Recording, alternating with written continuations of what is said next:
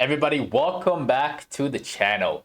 In today's video, I'm going to be sharing with you the top 3 stocks that I'm watching for tomorrow. And I'm also going to be doing an updates on some of the stocks that I've mentioned in the last video.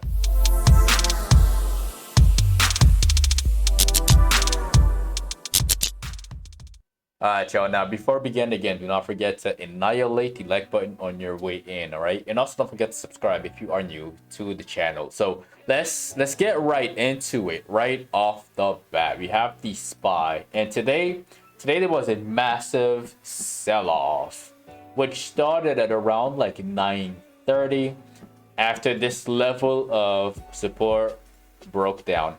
Like, this is one way of looking at it right here, where this level breaks down. Or another way to look at it is this: if we go on to the 15 and we zoom out, somebody could argue that there is a left shoulder right here, a head right here, and a right shoulder which broke down at the same time, and that neckline got taken out. Again, this is two different ways of looking at it. The outcome is still the same. So what's going to happen tomorrow? Well, looking at it from the daily, it's not looking too great. Again, bearish. The market right now is in bearish territory, and I wouldn't be surprised to see a continuation lower. I would not be surprised to see that at all. Also, we gotta look at the VIX. And the VIX went up by 5%. But the one thing that I want to highlight on here is we're gonna zoom in, and this right here, the combination of these two candles, this is a bullish engulfing candle at the lows.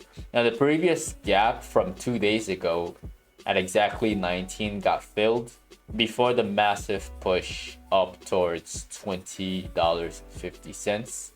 And again, I think the sell-off is going to continue tomorrow, and if that happens, we might see the VIX go all the way up to 23, just like we've seen it over here.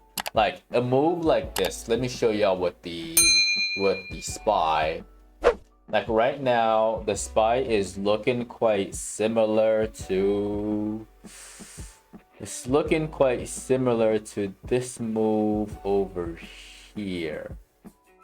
Yeah, it's looking quite similar to this move over here. Just a 2 to 3 day drop. Today is Wednesday, so Thursday and Friday may look like this, like what you just saw there. So watch out for that. All right, watch out for a drop all the way down to 387,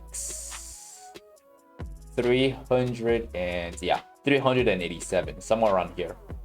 All right, so that's my thoughts on the overall market. Now, the first stock that I'm watching for tomorrow, that stock is COF. Yeah, COF.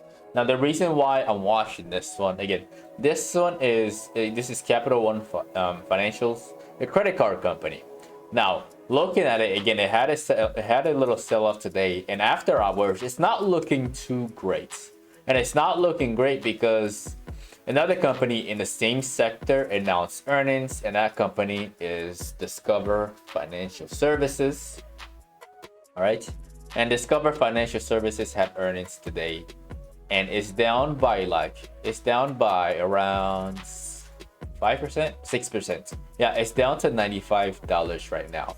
Looking at it on a big perspective, looking at it from this perspective, actually, there is a gap at 72, which eventually is going to get taken care of. And the massive drop that just happened would lead to, let's say that it just stays at 95. It opens at 95. We may see a little pop to 96, and then we see a massive flush all the way down to like 90.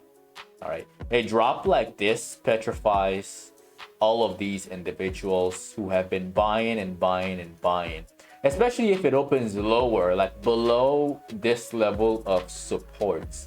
All right, a lot of stop losses are going to get triggered for people who like to swing trade for a very long time, who are hoping to just see this thing keep going up and up and all the way up to 120.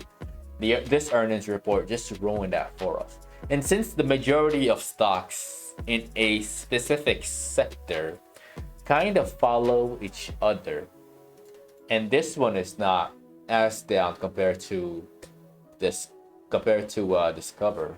This one is about to open up at around like 100, at exactly 100, and there could be room all the way down to 95. So this one seems more profitable to me for a potential day trade to the downside shorts.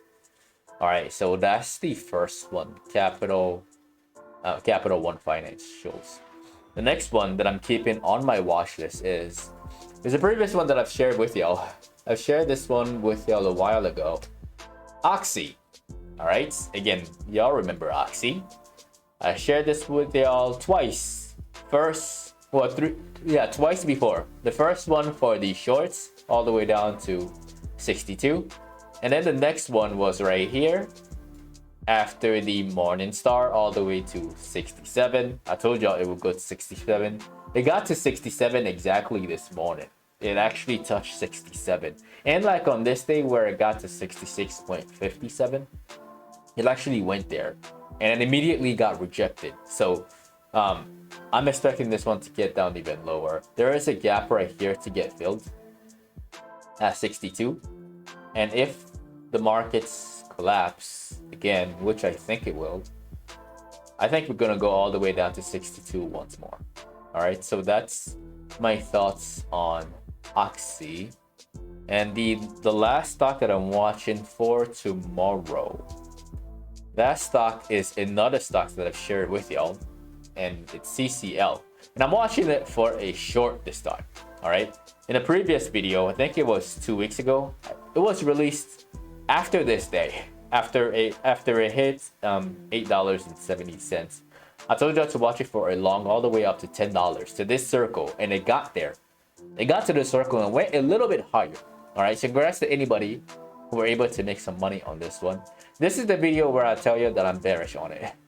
There is a bullish engulfing candle on the charts. It's quite clean. A bearish engulfing candle on the chart. And usually what happens after this is a candle that looks like that. It opens up at this price around like 10.25, and then there's an immediate flush all the way down to like 9.50. All right, so that's the third stock that I'm watching for tomorrow. All right, now let's do an update on KWEB. All right, now KWEB, this one is looking quite tired, very exhausted.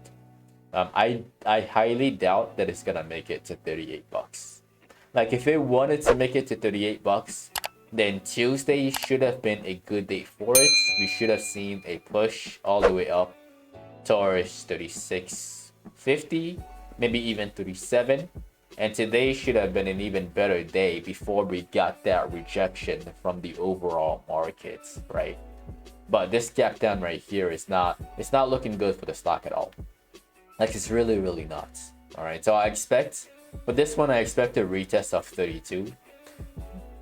Best case scenario, worst case scenario, it just goes all the way down just to take care of this gap back 30 right here that it left behind. All right, so that's my thoughts on KWEB and that entire sector, and that's my honest opinion on all of these stocks, and that is the end of the video. Again, do not forget to annihilate the like button for the YouTube algorithm. As always, it helps the channel a lot and allows more people to get this knowledge as well. Also, if you are new to the channel and you haven't done so already, definitely click on subscribe and click on the notification bell along with all notifications. That way you don't miss out on future uploads. If you'd like to be part of a private Discord community where you can get all of this information in real time as I see them, you can find that as the first link in the description of the video below. If you haven't added me on social media yet, you can find me at NGumah and a PATTERNOLOGY LAB on Instagram and on Twitter.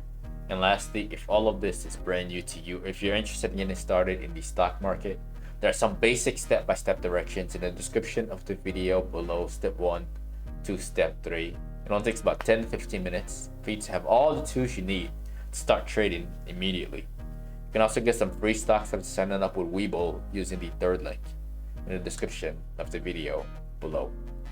Once again, ladies and gentlemen, my name is NGumah with PATTERNOLOGY LAB, where we trade patterns and patterns only. And I will see all of you in the next video.